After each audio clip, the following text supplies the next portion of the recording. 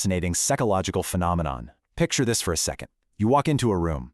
Nobody's raising their voice, there's absolutely zero drama going on, but almost instantly you just feel that something is off.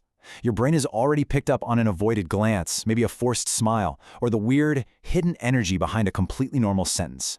Listen, today we aren't just talking about some quirky personality trait. We are going to decode the very real, very exhausting burden of hyper-awareness. You know, a lot of people from the outside looking in think this kind of hyper-observation is a superpower, like you're a mind reader. But for the person actually experiencing it, it usually feels a lot more like a psychological trap.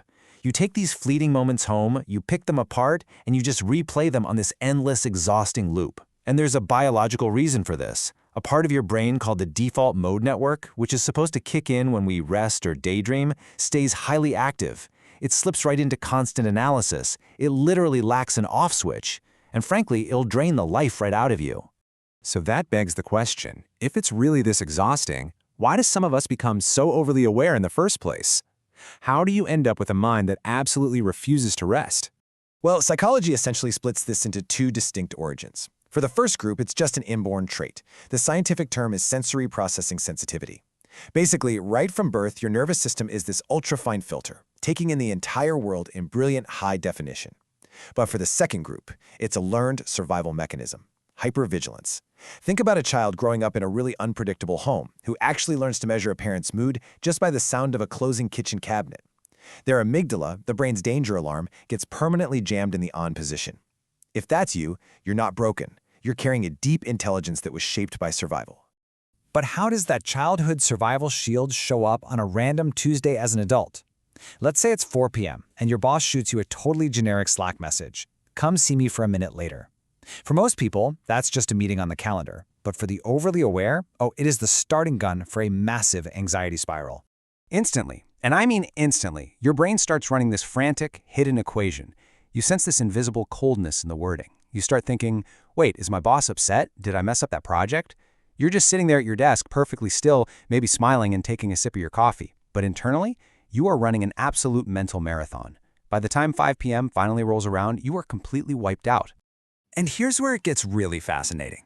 This hyper-awareness eventually turns the camera inward. We call this metacognition, literally the ability to think about your own thinking. Now, everyone does this a little bit. It's controlled by the prefrontal cortex. But for the hyper-aware, that camera never stops rolling. You don't just feel sad, you analyze the sadness. You judge it. Why am I sad? I have a great job. I shouldn't be feeling this way. Even when you're laughing at a dinner party, a tiny part of your brain floats up to the ceiling to evaluate if your laugh sounded too fake. The natural, simple joy of just being present, it slowly fades away. Eventually, that internal camera pans back out and points directly at your relationships, which brings us to theory of mind. This is our ability to guess other people's intentions. But when this dial is cranked all the way up, it leads to this heartbreaking loss of relational innocence. You start seeing the backstage of human behavior all the time. A coworker brings you a coffee, and instead of just saying thanks, your brain scans for motives. Okay, what favor are they about to ask for? Kindness always seems to come with strings attached. Apologies never feel 100% genuine. Honestly, it's a very quiet, cautious kind of loneliness. And guys, this isn't just logical analysis. It sinks right into your gut. Your empathy goes into total overdrive. Thanks to the mirror neurons in our brain, cognitive understanding crosses over into actual emotional empathy. Imagine someone sits next to you on the bus and they're nervously tapping their foot. If you're hyper-aware, your own heart rate might actually spike. You hear about a friend's messy divorce, and you carry that heaviness in your own chest for days. You unintentionally become this emotional container for everyone else's baggage, and that is an impossibly heavy burden to carry. Let's actually track how fast this hits your body through interoception, which is your ability to sense your internal physical state. At second 1, you take a shot of espresso.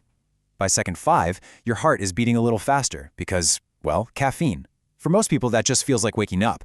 But for the hyper-aware, your brain completely misinterprets that data and screams, incoming panic attack. By second 10, your body dumps cortisol into your system. And by second 15, those physical sensations magnify, and you are trapped in a brutal, completely unnecessary anxiety loop. So to try and stop this overwhelming tsunami of physical and emotional data, we do something clever but destructive. Our awareness quietly morphs into a strategy of control. It becomes the illusion of armor. The subconscious idea here is, if you can just predict every single possible variable in a room, you'll never be blindsided by pain. So you run these constant mental simulations, preparing for the absolute worst. But it doesn't protect you, it just creates analysis paralysis. You step completely out of the beautiful, messy uncertainty of the present moment, trying to manage your life like it's some high-risk corporate project. Setting your emotional boundaries, moving from fear to curiosity. Okay, so how do we actually get out of this trap and find some peace? Let's talk about the solution.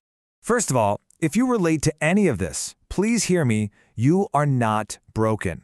And the solution is definitely not to try and turn off your awareness. You can't ask someone with 20/20 vision to just suddenly see everything blurry. That won't work. The real solution is simply to stop carrying everything. It's about drawing a line in the sand and recognizing what actually belongs to you and what belongs to the rest of the world. And the secret to doing this is embedded in these three really freeing principles. Number 1, stop personalizing silence. Number 2, practice observing your emotions without instantly rushing to fix them or judge them. And number 3, which is huge, remember that just because you have an insight into a situation doesn't mean you are required to act on it. Let's ground this in the real world for a second. A slow text reply from a friend, a lot of times, it just means they're tired, not that they secretly hate you. A racing heart from a cup of coffee.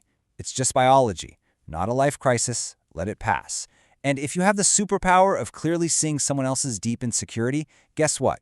You don't actually have to become their unpaid therapist. If you walk into a room and sense instability, sometimes the absolute healthiest thing you can do is just step back. That is what letting go actually looks like. When you finally start setting these boundaries, your awareness doesn't just vanish, it evolves. It softens. You stop being this sharp, fearful laser beam that darts around the room exposing flaws and predicting threats. Instead, you become a candle, warm, grounded right in the present moment. You become driven by a genuine curiosity about the world around you, rather than a deep fear of it. You use your profound awareness to simply be present, not to predict the future.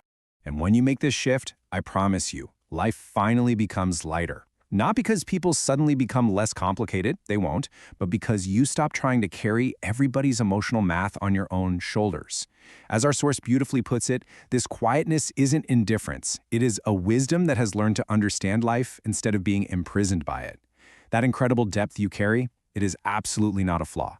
It's a beautiful gift, and it's finally time you showed it some compassion. Which leaves us with one final thought to ponder as we wrap up this explainer today. You clearly have this amazing, unique ability to see the hidden layers of the world. But moving forward, will you continue?